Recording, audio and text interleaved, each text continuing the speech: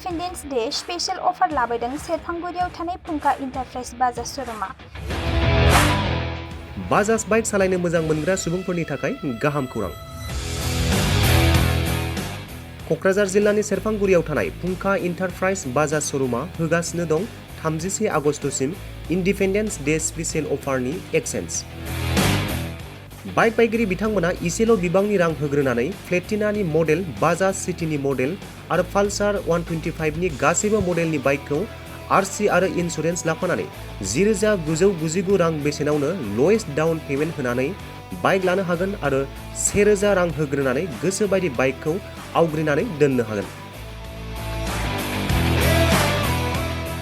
सेरफांगुरि फुंखा इन्टारप्राइज बाजाज श'रुमजों लोगोसे सराइबिल फुंखा इन्टारप्राइज बाजाज श'रुमावबो बाइक बायगिरि बिथांमोना खुंफुंजानाय इन्डिपेन्डेन्स डे स्पेशल अफार लोगोसे एक्सेन्जआव फैनानै नोंथांमोननि बाजाजनि बाइकखौ लांफैनो हागोन।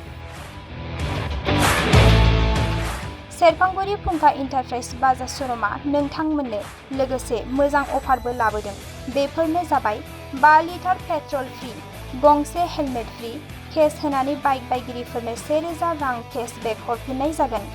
आबुङै मिथिबावनो थाखाय 9395303476 9101547892 जानबुं नम्बराव खौरां लाहरनो हागोन।